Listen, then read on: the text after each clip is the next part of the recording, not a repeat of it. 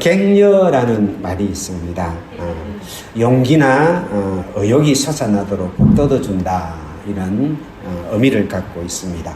한자어로는 객할 객자에 힘쓸 여, 이래가지고 잘하도록 힘을 북돋아준다, 그런 의미를 갖고 있습니다.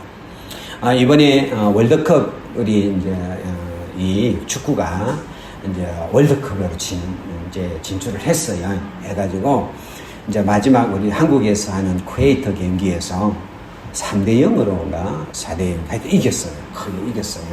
그러니까 이기고 난 후에 이강인 선수가 이제 인터뷰를 냈어요. 기자회견을 하면서 뉴스에 보니까 이제 외부 비판의 목소리를 냈다. 그 이제 홍명보 감독의 절차가, 임명 절차가 불투명하다, 이래가지고 말도 많고, 그래가지고 이번에 이제 주로 국대가 경기를 하면 경기장이 그냥 꽉 찼는데 좀 비어있고 그랬는 모양이에요. 그러니까 이강인 선수가 이렇게 이야기를 했어요. 감독님과 축구협회를 향해 지나친 비판을 하는 분들이 있다. 우리는 축구협회 소속 선수이고 감독님은 우리 보스다. 그런 비판은 결국 선수들에게도 영향을 미친다. 긍정적인 면도 함께 봐주셔야 한다. 그래야 월드컵에서 더 좋은 결과를 낼 수 있습니다, 하고 인터뷰를 했어요. 이 말은 뭐냐면 좀 좋은 것만 봐달라. 좀 봐달라. 좀 응원을 좀 해달라. 그러면 우리가 잘할 수 있다, 이 이야기거든요. 그렇죠. 우리가 비난만 하고 그러면 위축이 돼요. 위축이 돼가지고, 특히 선수들은 막 비난하고 그러면 위축이 돼가 실수를 하고 몸이 굳어가 잘 안 돼요. 근데 막 응원을 하고 막 이렇게 하면 막 거기 막 힘이 나가지고 막 더 잘할 수 있거든요. 그래서 이 말은 격려 좀 해달라, 이 말이죠. 우리가 앞으로 월드컵 나갈 건데, 우리가 좀 못한, 그런 것도 있지만은, 좀 우리를 좋은 거 보고 격려 좀 해달라 하고 하소연을 하는 것을 들었습니다. 우리가 누구나 응원이 필요합니다. 잘난 사람도 응원이 필요하고요. 못난 사람도 응원이 필요합니다. 잘하는 사람도 응원이 필요하고요. 못하고 실수하는 사람도 응원이 필요합니다. 부모도 응원이 필요하고요. 자식도 응원이 필요할 거예요. 이 세상에는 이 응원이 필요한 거예요. 격려가 필요하거든요. 그래서 우리 모두에게 다 격려가 필요합니다. 그런데 참 우리가 살고 있는 한국의 현실은 격려가 없어요. 그래서 잘하면 잘한다는 격려는 1이라면 그 사람이 조금 실수를 하면 거기에 대한 비난과 비판이 99예요. 그러니까 좀 잘한다, 어떤 사람이 잘하면 박수 쳐주면 되잖아요. 잘한다, 더 잘할 수 있을 거 아니에요. 그런데 그런 거는 없고 별로 없고 그냥 하나 실수하면 그거 물어뜯고 막 그 짓밟고 비판하고 그래가지고 뭐 연예인들 자살이 하고 뭐 이런 일들이 비일비재 일어나잖아요. 그 보면 속이 너무 상해요. 오늘 본문은 하나님의 격려에 대한 이야기. 하나님의 격려는 어떤 것인지, 하나님이 우리 인생을 격려할 때 우리 인생에는 어떤 일들이 일어나는지 오늘 그 은혜를 좀 함께 나누려고 합니다. 오늘 본문 속에는 굉장한 두려움에 대한 상황이 전제되어 있습니다. 오늘 역대하 20장 1절에 보면 모압과 암몬과 마온 사람들이 연합군을 형성해가지고 갑자기 평화롭게 살고 있는 이스라엘을 침공을 합니다. 침공을 하는데 준비도 갖출 사이도 없이 그들이 이스라엘 나라로, 유다 나라로 쳐들어 들어와가지고 그 예루살렘에서 하룻길 정도 되는 거리까지 쳐들어온 거예요. 그러니까 이 백성들이 굉장한 두려움이 휩쓸리게 돼요. 우리가 두려움도 두 가지가 있어요. 건강한 두려움이 있고 지나친 두려움이 있어요. 지난주 이야기했던 건강한 두려움은 우리를 보호하기 위해서 필요한 거예요. 근데 이게 지나친 두려움이 있어요. 지나친 두려움이 오게 되면 우리의 인생에 굉장히 심각한 어려움이 와요. 오늘 3절에 보면 이런 구절이 나와요. 여호사밧이 두려워하여 그랬습니다. 여기서 두려워한다 이 말은 그냥 겁이 난다 이런 정도가 아니라 극도의 공포 상태에 사로잡혔다는 거예요. 왕이 극도의 공포 상태에 잡혔어요.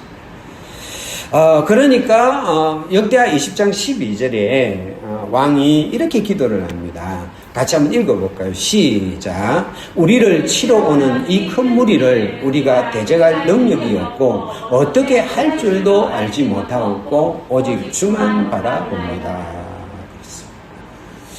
우리를 치러 오는 이 큰 무리라고 그랬어요. 쉽게 말하면 우리가 감당할 수 없는 이 큰 무리를 우리가 대적할 능력이 없습니다. 그리고 우리가 어떻게 할 줄도 모르겠습니다. 이게 어찌할 바 모르겠습니다. 그게 우리가 볼 게 주님밖에 없습니다. 이런 이야기거든요. 그러니까 얼마나 이 여호사밧과 이스라엘 백성에게 그 두려움이 공포가 엄습해 왔는지를 우리가 엿볼 수 있는 내용입니다, 여러분. 이래서 이 두려움이 오면 이게 어떤 일이 일어나는 게 일단 판단력이 흐르져요. 사람이 딱 두려워지면 판단이 흐려지고 결정장애가 생겨요. 뭘 어떻게 결정해야 될지를 몰라요. 그렇게 몰라요. 그리고 몸은 경직이 돼요. 신체적으로는 경직이 되고 마비가 돼가지고 이러잖아요. 여러분 한번 보잖아요. 이 뱀이 이렇게 쫙 오니까 그 앞에선 우리가 그 안에 꼼짝 못하고 뱀이 딱 삼킬 때까지 가만히 경직이 돼요. 들어오면 막 굉장히 마비가 돼버리고, 그리고 심리적으로도 위축이 돼요. 위축이 되고, 무기력감이 형성돼요. 나는 아무것도 할 수 없다. 난 아무것도 할 무기력감이 형성이 되고, 그 다음에 창의적인 사고가 차단이 돼요. 뭘 어떻게 새롭게 하고, 뭐 다른 방법을 찾고, 내가 이 방법 안 되니까 저 방법을 찾아. 이게 안 돼요, 그냥. 안 돼요. 그냥 딱 마비돼버려요. 마비돼버리고. 그리고 영적으로도 하나님에 대한 신뢰가 흔들려요. 막 두려움이 엄습하면 하나님이 어디 계시냐, 막 이게 하나님이 없는 것 같고 하나님이 안 계신 것 같고, 막 그전에는 하나님 은혜 속에 살던 그런 사람도 막 두려움이 엄습하면 갑자기 막 하나님이 없는 것처럼 막 울고 하나님께 걱정하고 탄식하고 막 절망에 빠지거든요. 그래도 기도도 잘 안 돼요. 예배 참석에도 집중이 안 돼요. 막 두려움이 오고 엄습해 오면, 와, 이 분야 문제를 어떻게 합지? 이 질병 문제 어떻게 하지? 이게 막 두려움이 엄습해 오면, 그때 기도하세요. 기도가 안 돼요. 안 돼요. 예배에 들어도 예배가 안 돼요. 그래서 믿음보다는 인간적인 계산. 이게 의지하려고 이런 게 있어요. 그러다가 절망하고 포기라는 마음이 생겨요. 그래서 이 두려움이라는 게 우리 인생을 오면 이게 연쇄 반응을 일으켜요. 이것도 안 됐는데 저것도 안 되겠네. 이것도 안 되겠네. 이게 하나가 들어오면 그 다음에 예를 들면 재정적인 문제에 두려움이 오면 인간관계의 문제가 두려움도 오고요. 그 다음에 내 삶의 전체에 대한 부분에 두려움이 확산이 돼요. 그래가지고 온 세상이 다 나를 덮칠 것 같고요. 온 세상 앞에 내가 다 무너져 버릴 것 같고요. 그렇게 우리 인생을 덮죠. 지금 여호사밧과 이스라엘 백성에게 여기만 덮치는 거예요. 그러니까 그들이 함께 모여가지고 우리는 어찌할 바를 모르겠습니다. 우리는 대적할 능력이 없습니다. 우리는 어찌할 바를 모르겠습니다. 하나님밖에 방법이 없네요 하고 막 울고 있는 거예요. 그때 하나님의 영이 임했습니다. 14절 15절 같이 읽겠습니다. 시작. 여호와의 영이 회중 가운데서 레위 사람 야하시엘에게 임하셨으니 야하시엘이 이르되 온 유다와 예루살렘 주민과 여호와사 왕이여 들을지어다. 여호와께서 이같이 너희에게 말씀하시기를 너희는 이 큰 무리로 말미암아 두려워하거나 놀라지 말라. 여호와의 영이 임해요. 여호와의 영이 임해가지고 뭐라고 이야기하냐면 너희는 이 큰 무리 때문에 두려워하지거나 놀라지 말라. 하나님의 경륜. 그 그 두려움이 빠져있는 요사박과 이스라엘에게 하나님의 격려가 있는 거예요. 할렐루야.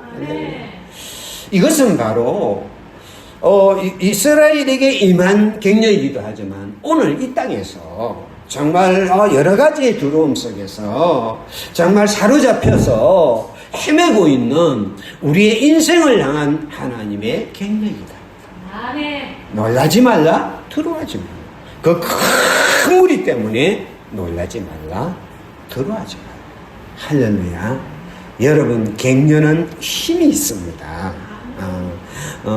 이 격려라는 말이 영어인데요, encouragement라는 말인데, 이게 뭐냐면 심장을 준다 이런 뜻이에요. 영어로 심장을 준다. 그래서 내 심장을 주어가지고 너를 북돋아 준다는 이야기예요. 내 안에 너를 향한 뜨거운 마음, 너를 향한 뜨거운 마음은 내 마음에 있는 뜨거운 내 심장의 그 피를 너에게 주겠다. 이게 격려라는 영의 뜻이랍니다. 저는 잘 모르지만. 그래서 격려가 오면 용기와 의욕이 회복이 돼요. 할렐루야. 격려가 오게 되면 막 용기가 회복되고 막 의욕이 다시 회복이 되고 자신감이 생기고요. 희망이 막 불어넣어지고요. 그리고 마음의 힘이 북돋아지고 다시 일어설 수 있는 동력이 생겨요. 할렐루야. 여러분, 격려는 이런 힘이 있는 거예요. 힘이 있는 거예요.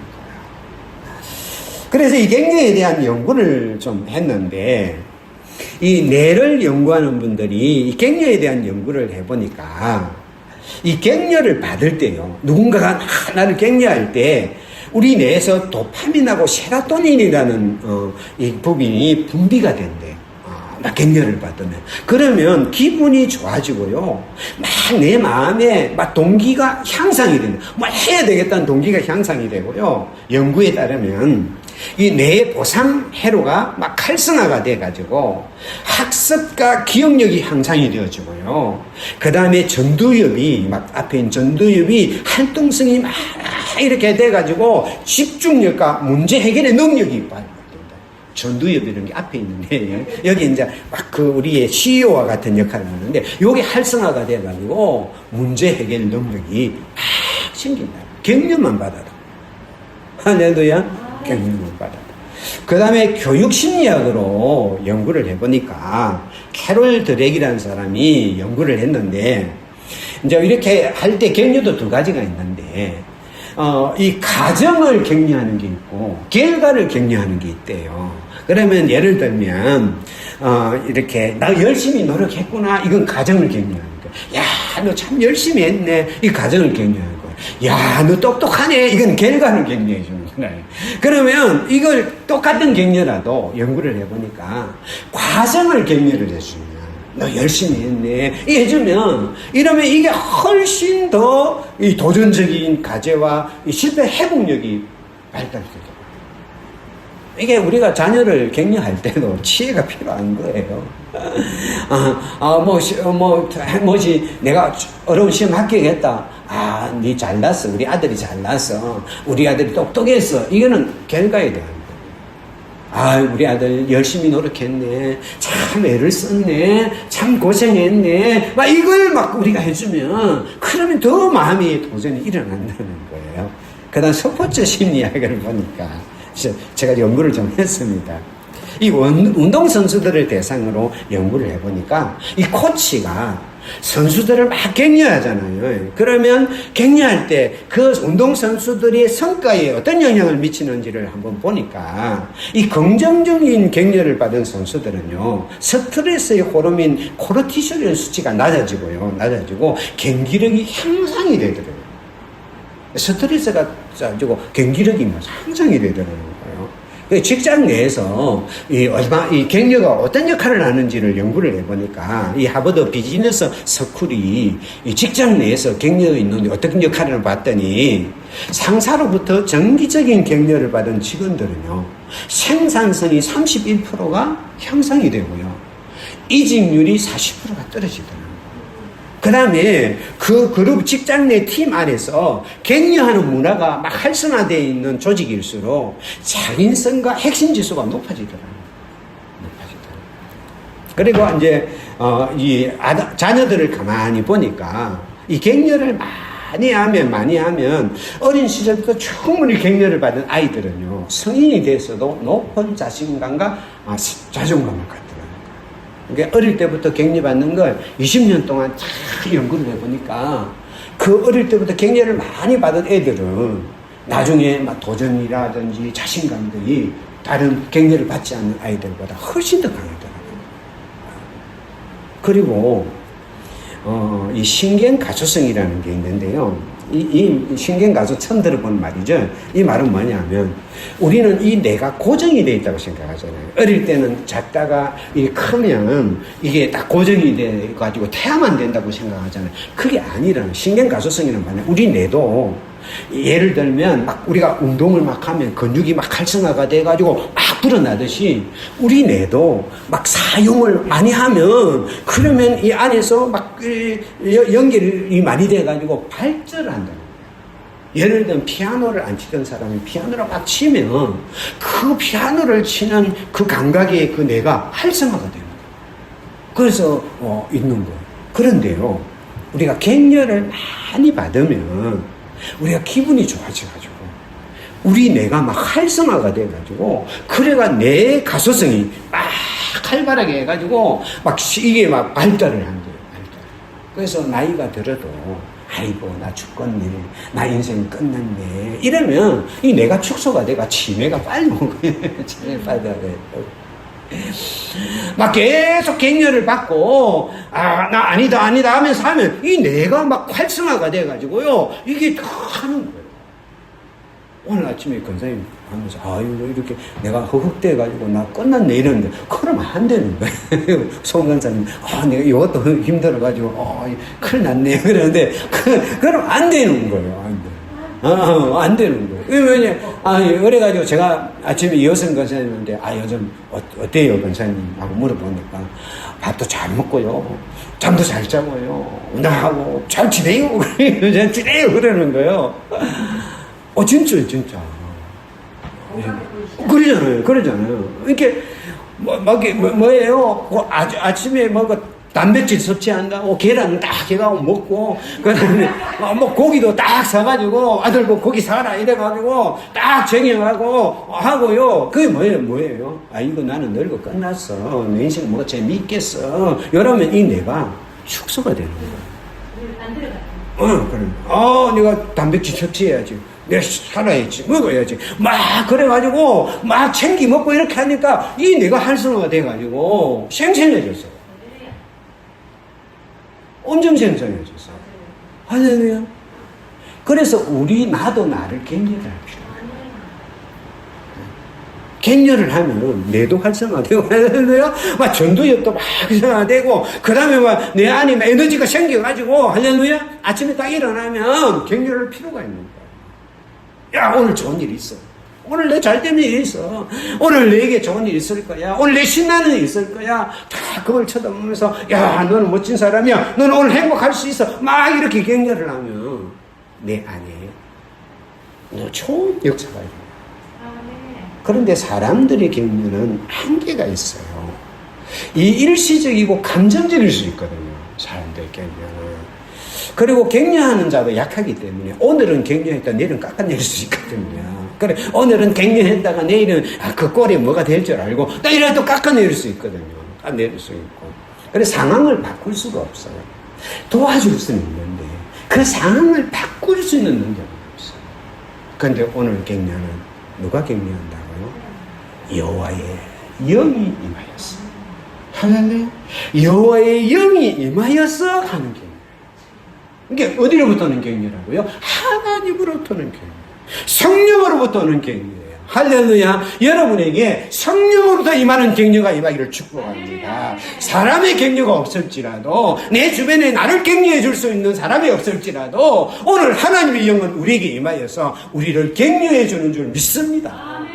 할렐루야. 이 격려의 특징은 뭐냐면 여기에 보니까 야신이 이르되 온 유다와 예루살렘 주민과 여호사밧 왕이여 들을지어다 그랬거든요. 순서를 잘 보지, 순서를. 우리가 보통 보면 중요한 사람부터 하잖아요. 요사밧 왕이요, 예루살렘 거민이요, 온 유다요, 이렇게 가야 되는데 거꾸로 가요. 거꾸로. 온 유다요, 온 유다요, 예루살렘 거민이요, 요사밧 왕이요 들었었어요. 성령의 격려는 누구에게 먼저 오느냐면 약한 자부터 오는 거예요. 할렐루야. 여기서 제일 공포에 쌓인 사람이 누구겠어요? 왜 온다고 그러니까 그 유다 전 지역에 있던 사람들이 얼마나 무섭고 들어오면 예루살렘으로 몰려갔겠어요. 그 자녀들 데리고 막 몰려와가지고 우리 어떻게 하겠느냐고 막 몰려왔어요. 몰려오니까 그 다음 뭡니까? 예루살렘 거민들이 그 다음에 몰려오는 거예요. 그 다음에 요사밧 왕이 오는 거예요. 그러니까 그 중에 제일 무서운 사람이 누구겠습니까? 제일 격려가 필요한 사람이 누구겠습니까? 제일 힘든 사람이 누구겠습니까? 온 유다예요. 하나님의 격려는 낮은 데서부터 와요. 할렐루야. 내가 가장 약한 자로부터 아래로부터 위로요. 아래로부터 위로. 작은 자에서 큰 자로요. 그래서 하나님의 격려는 밑바닥에서부터 와요. 위에서 아래로 내려오는 게 아니라 위에서부터 아래로 제일 밑바닥에부터 위로 올라오는 격려예요. 할렐루야. 그래서 내 인생에 가장 격려가 필요한 사람, 격려가 없으면 못 살 것 같은 사람, 사람들의 격려도 없고 사람들의 도움도 없고 내 주변에 나를 칭찬해 주는 사람도 없는 그런 사람들에게 하나님의 격려가 가장 먼저 임하는 거예요. 할렐루야. 그리고 여기에 보면 너희에게 말씀하기를. 여기서 우리 성경에는 여기서 55절이 여호와가 너희가 하나 정도밖에 없는데 원문에 들어가면 5번이 나와요. 너희에게가 나와요. 번역이 안 돼 있어요. 너희에게가 5번이 나와요. 그것은 뭡니까? 하나님의 격려는 누구에게 임하느냐 하면 두려워하고 있는 나에게, 공포에 떨고 있는 나에게, 실망하고 있는 나에게, 힘이 없는 나에게, 더 이상 방법이 없는 나에게, 나는 어찌할 수 없습니다, 다른 방법이 없습니다 하고 주저앉아 있는 나에게 임하는 격려가 성령의 격려예요. 하나님의 격려예요. 이 격려가 오늘 여러분에게 임하기를 축복합니다. 그러면 이 성령의 격려가 왜 이렇게 좋냐 하면 로마서 8장 26절 같이 읽겠습니다. 시작. 이와 같이 성령도 우리의 연약함을 도우시나니 우리는 마땅히 기도할 바를 알지 못하나 오직 성령이 말할 수 없는 단식으로 이하여 친히 강구하시느니라. 우리의 연약함을 도우시는 분이기 때문이었습니다. 우리를 격려하시는 그분은 내가 약할 때 못 격려는 거예요. 내가 약할 때 견디지를 못하시는 거예요. 그래서 견디지를 못해갖고 나를 도와주시는 거예요. 그리고 뭡니까? 내가 기도도 못할 정도로 힘이 들면 말할 수 없는 탄식으로 우리를 위해서 기도하시는 분이에요. 그분이 격려하는 거예요. 할렐루야. 너 약하냐? 너 힘드냐? 너 견딜 수 없느냐? 그러니까 내가 너가 도와줄게. 기도도 안 돼? 그러면 내가 탄식하면서 기도해줘. 그분이 나를 도와줘. 내가 너 기도했어? 내가 너 기도해서 너 연약함을 내가 도와줄게. 나 너 위해서 기도해서 걱정하지 마. 기도해서. 이게 성령의 얘기예요. 그래서 이 성령님을 뭐라고 부르느냐 하면 같이 읽겠습니다. 시작. 내가 아버지께 구하겠으니 그가 또 다른 보혜사를 너에게 주사 영원토록 너희와 함께 되하리라. 보혜사라고 옆에서 도와주죠. 옆에서 도와주는 분인데 어떻게 도와주느냐? 영원토록 나와 함께 계시면서 도와줘요. 그게 성령님이에요. 여러분, 우리가 인생을 살아가다 보면 내 옆에 아무도 없는 것 같이 여겨질 때가 있거든요. 아무도 없는 것 같이. 그러니까 내가 뭔가 참 여유가 있고 막 이럴 때는 내 옆에 사람들이 북적북적 하는 것 같은데 내가 진짜 힘들고 어려울 때요, 진짜 격려가 필요할 때는 내 옆에 아무도 없는 것 같이 여겨질 때가 있거든요. 그런데요, 내 옆에서 도와주는 분이 계시다고 했어요. 성령 하나. 그분은 영원히 나와 함께 한다고 했어요. 내가 힘들 때도 함께 가고, 내가 잘될 때도 함께 하고, 내 옆에 사람이 덕칠 때도 함께 하고, 내 옆에 사람이 없는 것처럼 여기는 함께 하고. 너무너무 힘들면요, 나가기도 싫고요, 사람들 만나기도 싫고요, 그냥 한쪽 구덩이에 그냥 움츠려가지고 그냥 어떤 그 안에서 그냥 아무것도 하지 않고 그냥 울고 싶을 때가 있거든요. 진짜 힘들 때 그럴 때 있거든요. 이 사람들이 격려한답시고 말하는 것도 귀찮고 말하는 것도 힘들잖아요. 그때도 내 곁에 있을 수 있는 거예요. 그때도 나를 위해서 기도할 수 있는 거예요. 그때도 나의 연약함을 도와줄 수 있는 거예요. 그분이 성령님이에요. 그래서 이 격려는 어떤 격려냐면 이 성령님으로 하는 격려예요. 할렐루야. 오늘 이 성령님의 격려가 여러분의 인생에 임하기를 축복합니다. 그 성령님의 격려가 있으면 살만해요. 할렐루야. 내가 인생을 살아갈 때 나를 이해하고 나를 알아주고 나의 모든 약함까지 다 품을 수 있는, 격려할 수 있는 누군가가 한 사람이 있으면 살만해요. 할렐루야. 할만하다고요. 근데 우리에겐 누가 있다고? 보혜사 성령님이 계시다니까.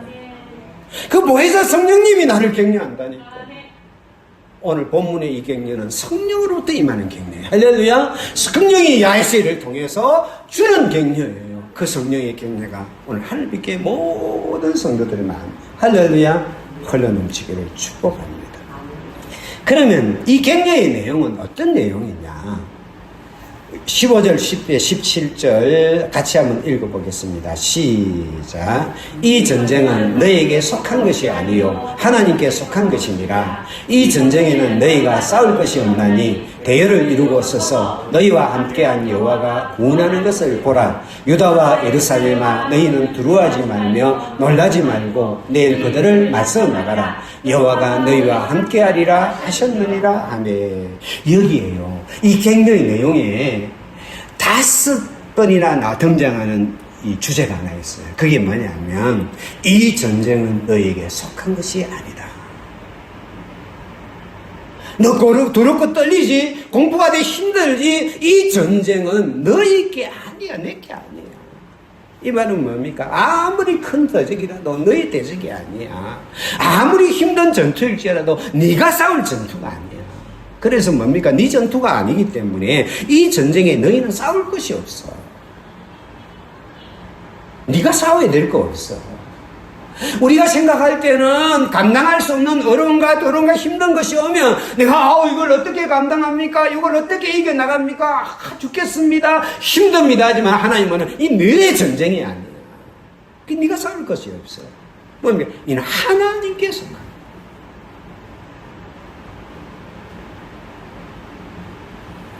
그 대적은 나의 대적이야. 너의 문제는 내 문제야. 네게 속한 게 아니라 하나님께 속한 거야. 할렐루야. 그래서 뭐라고요? 가만히 있어서 구경만 해. 오늘 내가, 하나님인 내가 너희를 어떻게 구원하는지, 이 문제를 어떻게 해결하는지, 이 상황을 어떻게 해결하는지 너는 구경만 하면 돼. 여기 격려예요. 질병 때문에 내가 주저앉아서 견딜 수 없이 아파 울고 있을 때, 재정적인 문제로 내가 아파 울고 있을 때, 내 삶에 일어나는 여러 가지의 문제 때문에, 내가 건널 수 없는 산 같은 문제 때문에, 해결할 수 없는 그 문제 때문에 내가 더러워 울고 있을 때 우리 주님은 격려를 해줍니다. 이 전쟁은 네가 싸우는 전쟁이 아니야. 나의 전쟁이야. 너는 싸울 필요가 없어. 너는 가만히 있어서 구경만 해. 내가 어떻게 싸우는지 압니다. 이 음성이 여러분의 음성으로 들리기를 축복합니다. 여호와가 너와 함께합니다. 이게 5번 나와요. 각기 다른 표현으로 이 전쟁은 나의 전쟁이 아니고 하나님의 전쟁이라는 걸 각기 다른 표현을 가지고 5번을 반복해서 나와요. 얼마나 우리 마음에 힘을 주고 싶으면, 얼마나 우리의 두려움과 우리의 주저앉아 있으면서 우리를 일으키고 싶으면, 하나님께서 네가 싸울 거 없어. 네 전쟁 아니야. 내가 싸워줄게. 내가 너를 구원해줄게. 너는 구경만 해. 하면서 우리를 격려해 주십니다.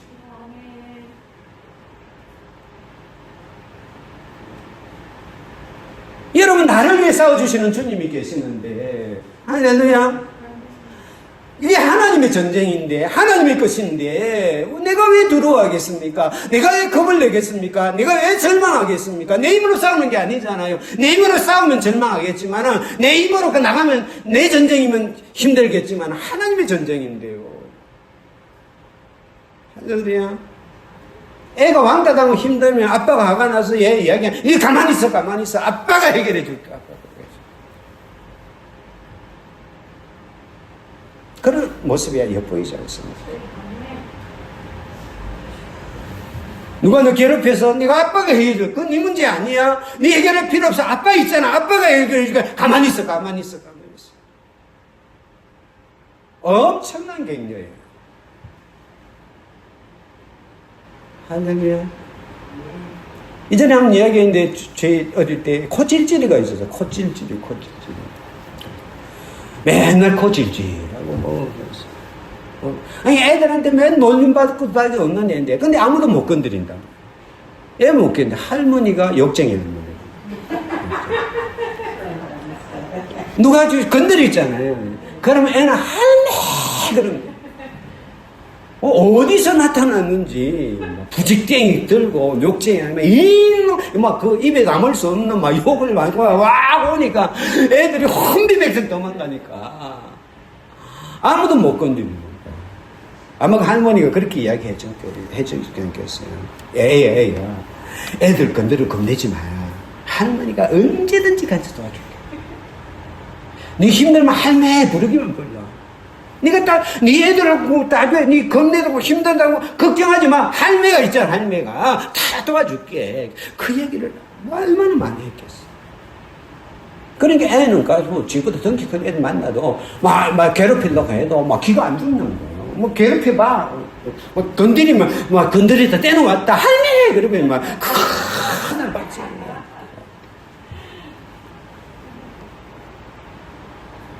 우리에게는 예수 그리스도 이름이 있잖아요. 내 이름으로 구하라 그랬잖아요. 예수 이름이 있잖아요. 그러면 내가 대신해서 그러니까 너가 내 이름을 구하면 내가 예수님이 대신해서 해준다고 그랬죠. 대신해서. 주님 아버지 내가 대신 싸워줄게. 할렐루야. 그래서 신명기 3장 22절 같이 읽겠습니다. 시작. 너희는 그들을 두려워하지 말라. 너희 하나님 여호와께서 친히 너희를 위하여 싸우시리라. 겁낼 필요 없어요. 하나도 겁낼 필요가 없어요. 왜냐하면 나의 하나님 여호와가 친히 직접 싸워주실 거예요. 할렐루야. 이사야 41장 9절 10절 같이 한번 읽겠습니다. 시작. 내가 땅 끝에서부터 너를 붙들며 땅 모퉁이에서부터 너를 부르고 내게 이르기를 두려워하지 말라. 내가 너와 함께함이라. 놀라지 말라. 나는 내 하나님이 됨이라. 내가 너를 구시게 하리라. 참으로 너를 도와주리라. 참으로 나의 어려운 어느새 너를 붙들리라. 내가 땅 끝에 있어도요. 내가 땅 모퉁이에 있어도요. 내가 정말 인생의 끝자락에 있어도, 인생의 외진 곳이 있어도, 인생에 정말 잊혀진 곳이 있어도 하나님께서 거기서 부르면서 말하잖아요. 붙들면서 말하잖아요. 두려워하지 말라. 왜 두려워하지 말라? 내가 너와 함께 하잖아. 놀라지 말라. 왜 놀라지 말아야 됩니까? 내가 내 하나님이 되잖아. 그분이 함께하면, 그분이 나의 하나님이 되면 왜 두려워하지 말고 놀라지 말 수 있습니까? 주님이 내가 너를 구시게 해주지. 참으로 내가 너를 도와주겠다. 참으로 나의 어려운 어느 손을 붙잡아 주겠다. 할렐루야. 이 주님이 두려워하지 말라고, 이 주님이 놀라지 말라고 우리를 격려하고 계시는데, 할렐루야. 땅 끝에 있는 우리를 붙잡으면서, 땅 모퉁이에 있는 우리를 붙잡으면서 우리를 격려하고 있는데 뭐가 걱정이 되고 뭐가 놀라겠습니까? 마틴 로이드 존스라는 분이 있습니다. 이분은 웨일스 출신의 의사이자 목사인데 아주 이 복음주의 계통의 아주 유명한 신학자입니다. 이분이 이런 이야기했습니다. 같이 읽어요. 시작. 그리스도의 삶에서 가장 큰 깨달음 중 하나는 우리가 혼자 싸우지 않는다는 것이다. 하나님께서 우리의 전쟁을 대신 치르시며 우리는 그분의 승리를 바라보기만 하면 된다고 했어요. 걱정하지 마세요. 할렐루야. 걱정하지 마세요.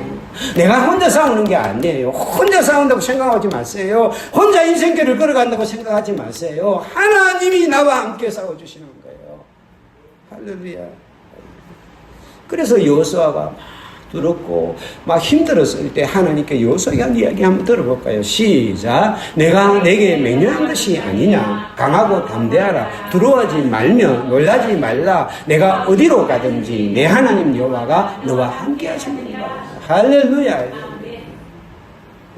강하십시오. 담대하십시오. 두려워하지 마십시오. 왜 그랬습니까? 내가 어디로 가든지 내 앞에 있는 적이 어디 있든지 내 하나님 여호와가 너와 함께하느니라. 나를 격려하시고 나를 복돋으시고 일으키시는 하나님이 내 인생에 함께 계십니다. 이 하나님의 격려가 있을 때 우리 인생에 어떤 일이 일어납니까? 같이 한번 읽겠습니다. 시작. 여호사밧이 몸을 굽혀 얼굴을 땅에 대니 온 유다와 예루살렘 주민들도 여호와 앞에 엎드려 여호와께 경배하고 그앗 자손과 고라 자손에게 속한 레위 사람들은 서서 심히 큰 소리로 이스라엘 하나님 여호와를 찬송하니라. 그 두려움에 벌벌 떠던 인생에게 하나님의 영이 임해서 하나님의 격려가 임하니까요. 거기 있던 조금 전까지만 해도 두려워 벌벌 떨면서 이제 죽겠다고 막 했던 그 사람들이 다 여호와 앞에 이 격려하시는 나를 대신에 싸워주실 그 주님 앞에 내 인생에 함께한 그 주님 앞에 다 엎드려 경배를 해요. 여호사밧이 하나님 앞에 경배를 하니까 온 유대와 거의 모든 사람들이 경배를 하고요. 그때 그앗 자손과 고라 자손에게 속한 레위 사람들이 서서 심히 큰 소리로 찬양하기 시작해요. 하나님의 격려가 임하면, 격려하시는 하나님이 나와 함께 계시면 어떤 절망도, 어떤 두려움도, 어떤 낙담도 찬양으로 바뀌는 줄 믿습니다. 할렐루야. 찬양으로 바뀌어요. 경배로 바뀌고 찬양으로 바뀌어요. 그 하나님이 나와 함께 계시다. 그 하나님이 나의 하나님이시다. 나는 그 하나님이 나를 도와주실 것이다. 그 하나님이 나와 싸워주실 것이다. 문제야, 상황아, 어려움들아 내게로 올지라도 하나님이 기가하실 것이다. 찬양이 터져요. 그래서 시편 30편 11절 같이 읽겠습니다. 시작. 주께서 나의 슬픔이 변하여 내게 춤이 되게 하시며 나의 베옷을 벗기고 기쁨으로 띠를 띄우셨나이다. 나의 슬픔이 춤이 되게 하여 주시고 나의 베옷을 벗기고 기쁨으로 띠를 띄우게 만드시는 주. 그 주님이 여러분의 주님인 줄 믿습니다. 이사야 61장 3절 같이 읽겠습니다. 시작. 무릇 시온에서 슬퍼하는 자에게 화관을 주어 그 죄를 대신하며 기쁨의 기름으로 그 슬픔을 대신하며 찬송의 옷으로 그 근심을 대신하시고 하나님은 이 슬퍼하는 여러분에게 화관을 씌워주실 줄 믿습니다. 죄를 대신해서 기쁨의 기름을 발라주실 줄 믿습니다. 슬픔을 대신해서 찬송의 옷을 주실 줄 믿습니다. 근심을 대신해서 찬송으로 바꿔주실 줄 믿습니다. 할렐루야. 빌립보 감옥에 갇혔던 바울과 실라, 매맞고 깊은 창고에 한밤중에 있었던 그들이요. 성경을 보면 뭐라고 말하는 게 같이 한번 읽어볼까요? 시작. 한밤중에 바울과 실라가 기도하고 하나님을 찬송하며 죄수들이 듣더라 그랬어요. 그 사람들이 기도를 했어요. 기도를 하니까 뭐가 오면 하나님의 격려가 임한 거예요. 하나님의 격려가 임하니까 조금 전까지는 죽을 것 같고 힘들 것 같던 그 자리가 찬양의 자리로 바뀌어요. 그 찬양을 불렀더니 그 안에 있는 죄수들이 다 감옥이 콘서트장이 된 거예요. 감옥이 정말 경배의 장소로 바뀌고 감옥이 예배의 장소로 바뀌고 감옥이 찬양의 장소로 바뀌고. 아멘. 말씀을 마무리 짓겠습니다. 같이 한번 읽겠습니다. 시작. 여호와의 영이 회중 가운데서 레이산 야시엘에게 임하셨더니 그는 아삽 자손 마따나의 현손이요 여일의 정손이요 버나자의 손자요 스가랴의 아들이더라. 이 야시엘이 어떤 사람인지는 잘 몰라요. 이 사람은 선지자도 아니에요. 그냥 성가대원 중에 한 사람이에요. 레인 한 사람이에요. 그런데 그 사람에게 여호와의 영이 임하고 그 사람에게 뭡니까? 격려에 하나님의 격려가 임하게 되니까 그 사람에 대한 3대 조상까지 쫙 나오는 거예요. 밑에 나오잖아요. 아삽 자손 마따나의 현손이요 여호와의 정손이요 번야의 손자 스가랴 현손까지 4대 손 조상까지 나오는 거예요. 4대 조상. 그러니까 그 아무것도 아닌 인생에게 여호와의 영이 임하고 그가 격려의 사람이 되어서 하나님의 격려의 도구가 될 때 그 사람은요 더 이상 무명의 사람이 아니에요. 4대 손까지 성경이 찾아가지고 정말 그때 우리를 격려했던 야셀이 누구냐 그 4대 손까지 찾아가지고 4대 조상까지 찾아가지고 그것을 성경에 기록할 인물이 되는 거예요. 누가 큰 사람인 줄 아십니까? 누가 중요한 사람인 줄 아십니까? 누가 대단한 사람인 줄 압니까? 하나님의 영을 받아서 격려할 수 있는 사람이 큰 사람이에요. 하나님의 영을 받아서 하나님의 격려를 나눌 수 있는 사람이 중요한 사람이에요. 할렐루야. 나는 우리 하늘빛교회 모든 성도들이 하나님의 성령의 격려를 받아서 하나님의 격려를 받아서 이제 나도 누군가를 격려할 수 있는 할렐루야 내 주변에 어렵고 힘든 사람을 격려하여 이렇게 세울 수 있는 격려자가 되기를 축복합니다. 그래서 하나님의 나라의 큰 인물로 할렐루야 하나님의 귀한 인물로 기록되는 그런 여러분과 저가 되기를 축복합니다. 기도하겠습니다. 사랑하는 주님의 은혜를 감사를 드립니다. 우리 주님은 우리의 삶의 두려움이 엄습할 때 하나님의 영으로 임하셔서 우리를 격려하여 주심을 감사합니다. 우리와 대신하여 싸줄 테니 걱정하지 마라. 우리의 근심을 찬양으로 바꿔서 우리가 승리 있게 만들어주신 주님을 찬양합니다. 그 놀라운 주님의 은혜를 가지고 우리도 격려자로 나아가게 하옵소서. 예수님 이름으로 기도합니다.